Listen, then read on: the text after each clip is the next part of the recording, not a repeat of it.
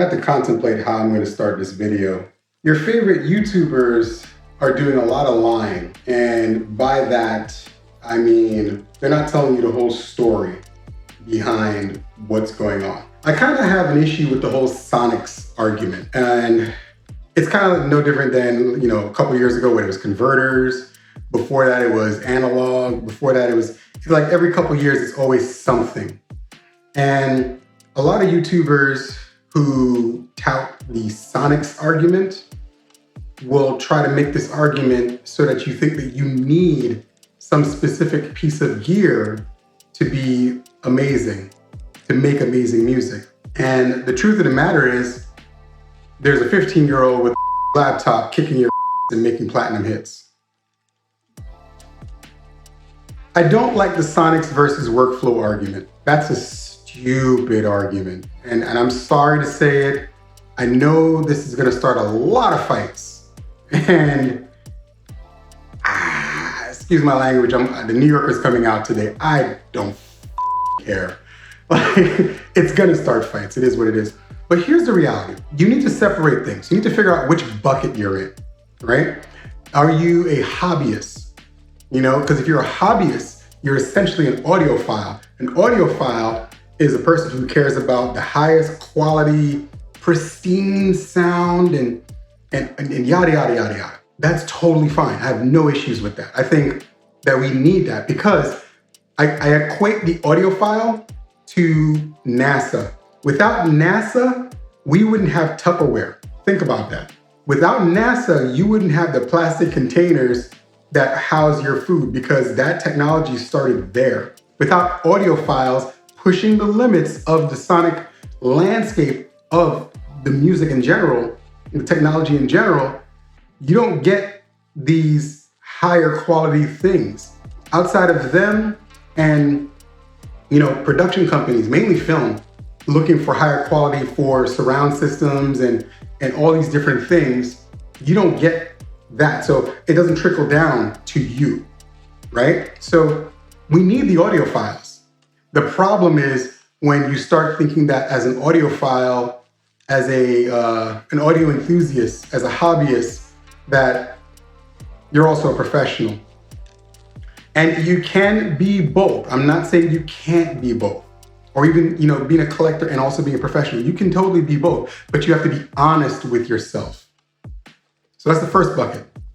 The second bucket is the professionals, the ones who go into scenarios and in the studio or with labels or whatever, or film, for example. Oh my God, film's a great example. They have fast turnaround times.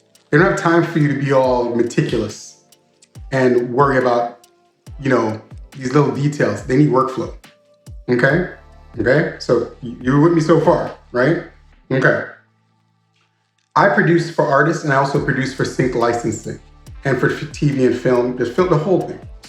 I'm slowly getting into scoring, but regardless, I'm involved in all those different things. And there are times when sync licensing will send you a brief and the brief is like, turnaround time is a day. So you have a day, you have one day to make a beat. If you don't already have something in your catalog or on your hard drive that just fits, which 9 times out of 10 you don't, you have something that's close that you can modify, but usually you don't. So if you don't have something ready on your hard drive right now, you have to now make that thing. So you have to make the beat, mix the beat, submit the beat. Hopefully they don't have a retraction and say, hey, you need to change this thing and yada, yada, yada. And now you got to go back and do a revision. And you still need to send it mixed and mastered. Okay, so you're doing all of those things. And in order to do those things, you need the easiest, smoothest, fastest workflow you can find to do what you're trying to do. If you don't have that, you're not getting that placement. Just Blaze just did an interview with, I forgot the YouTube channel, but I was watching the interview and I loved the interview because it showcased a couple of things. He's by far one of the best MPC 4000 users on the planet. He mentioned how when he finally got into bassline and he was working in bassline as, an assistant engineer or whatever, and starting to produce and starting to get things going with that. and Jay-Z came in on a session for a beat that he was already writing to in his head. It took a little over 10 minutes for Jay-Z to lay all of that down. And while that was happening, Blaze had pulled out his MPC 4000 and started working on the beat. Hov finished his track in 10 minutes. 10 minutes later, Just Blaze had a brand new full beat on his MPC 4000. Jay-Z said, "What are you working on? Let me hear what you're working on."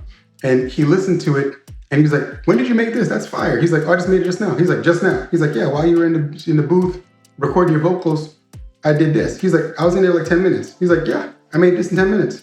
And he's like, "Okay, grab all your stuff from home, bring it over here, set up in the B studio. That is now your studio." That's how Just Blaze ended up in Baseline 100% of the time. And that has to do with workflow. It didn't have to do with sonics. It had to do with workflow. You love Ninth Wonder. Ninth Wonder is an FL Gang guy. He is a machine person. He uses those things. Where's the sonics going on with that? You know what I mean? Like, that's workflow. He knows Machine and FL Studio so well that he can work fast. I saw his most recent Rhythm Roulette. That man made like 10 solid beats in a few hours. Like nothing. You know what I mean? Because he understood the workflow. When I work in Logic Pro, and exclusively in Logic Pro, I can knock out a whole beat in a few minutes. Why?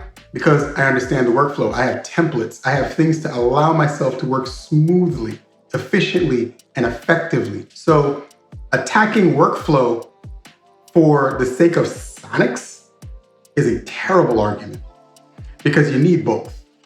For starters, while you're busy running out and spending, nearly $3,000 on something that you probably don't even need right now, again, there's a 15-year-old with a laptop and barely a Scarlett 2i2 that's holding together by glue and tape, landing hits using FL Studio and Studio One, and running circles around you, dropping beats left and right while you're chasing sonics. The thing that I had to learn a long time ago, and I remember this when I first got into the industry and started getting things going, I remember working with the other engineer out of Baseline. I remember him saying, after you learn the 2000 XL, learn Logic and learn Pro Tools. And I asked him, why do I need to learn these two things if I'm learning the 2000 XL? And he was like, the 2000 XL is great for teaching you how to make music. The other things are gonna help you make money. And if you don't understand those two things, you're gonna have problems. And there's no reason why you shouldn't take the time to learn those, because you have to bounce everything out of the MPC into one of those things anyway. So pick one, learn it well, and then learn the other one so you understand it. And I asked him why. He was like, because the workflow is what the industry uses. It is the industry standard. Pro Tools, this is back then. Pro Tools is the industry standard. Logic is coming up and Cubase is the other option. So I suggest you learn Logic because I've seen how you work and I think it works with you. And he was 100% right. To sit here and tell yourself that you can't make great music because of sonics is detrimental to your own music creativity. When I decided to come back into music 100% of the time, because I stepped away for a while when the writer's strike hit, and then my first child was born, because it just didn't make any financial sense. We went into streaming, there was no real money in it the way I was doing it. There was still a lot of money in music, and I got into film music and TV music, and that was great, but even that was workflow. They were like, yo, we need like a bunch of tracks. I remember at my fastest, I made 35 beats in 4 days on Logic Pro to meet a brief for a licensing company, and they licensed every single one of those records for TV. So would that have happened if I sat down and stuck behind a 2000 XL or in a Phantom X? I don't think so, because I was a lot slower than I am in Logic, just in general. Yes, I prefer certain things about those devices, but they don't define things. So when I decided to come back to music 100% of my time, I bought what I thought I needed. What I didn't realize was that it was what I wanted. I wanted a Phantom X. I wanted an MPC. I picked up the 5000 and I started to mess around with the 5000 again. And I started to get back into the Phantom's workflow. But in the middle of dealing with the Phantom's workflow, and as much as I love the way it sounds, I hated the fact that I had to bounce everything out over 4 channels. There was no option for 8 outs or 16 or anything like that. It's just 4 channels out on the Phantom X.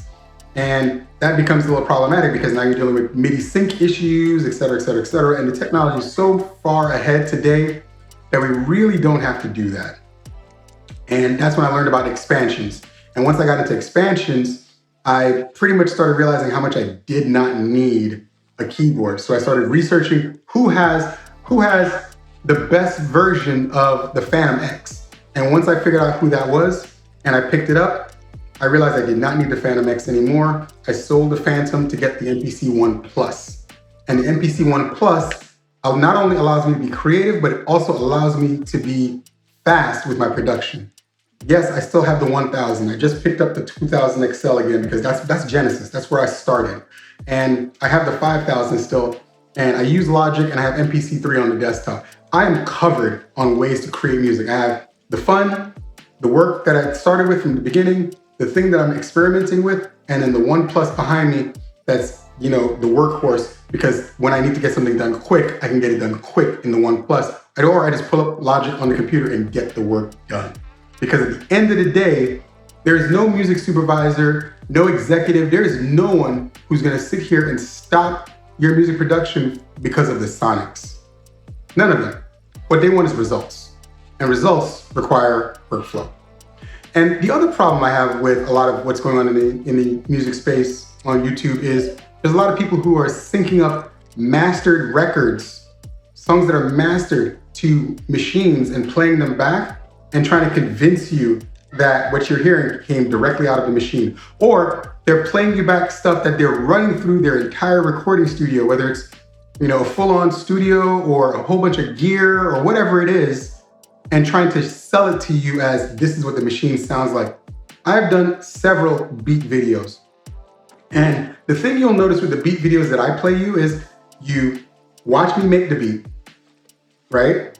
Then you hear me doing the mix and breakdown and whatever. And what you notice is you hear the sonic quality of these things going on. What it sounds like when I started to do the mix, when I started to add things.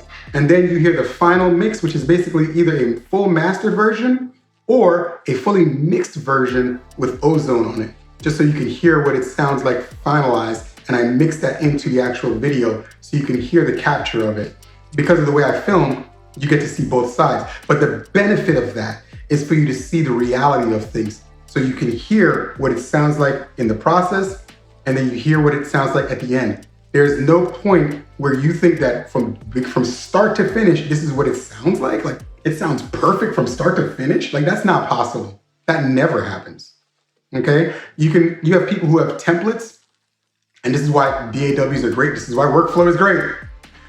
Who have templates with things that are set. In my Logic setting, I have a drum bus, I have a drum setting, I have instrument settings for strings, horns, violins, and organs. I have those preset because those are the things I like, and then I'll add other things in here and there, but those things speed things up really quick.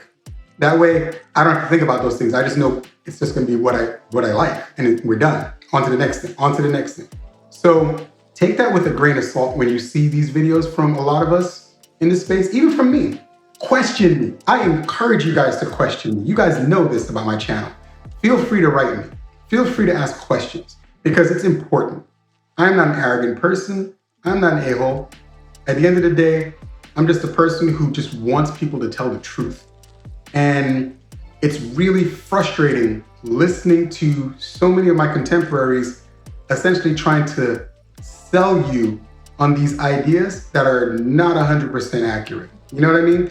Just like the argument that one device is better than another device. Meanwhile, again, 15-year-old with a laptop is busy running circles around you, working for Warner Chappell and kicking everybody's ass and making bank, producing. Think about that when you watch the next person sitting here talking about sonics and telling you workflow is not the most important thing. Sounds like a hobbyist to me. I'm just gonna be honest. In any event, rant over. Like, share, and subscribe. I'm sure I will probably hear a whole bunch of crap about it, but newsflash, I don't care because it's my opinion And I feel it's more important, especially today when we have AI and all these different things that can basically eliminate 90% of people in this space, for us to not be doing infighting and focusing on beating the algorithm, beating the AI, beating the large language model, beating all the things that are already dividing us and fighting us. Also, make sure you learn how to use those things instead of sitting here and fighting it, because you will fall behind. Because every time one of these shifts happens, a lot of people get left behind, and those who succeed are the ones who embraced it and moved forward alongside it. Think about that. Catch you guys next week.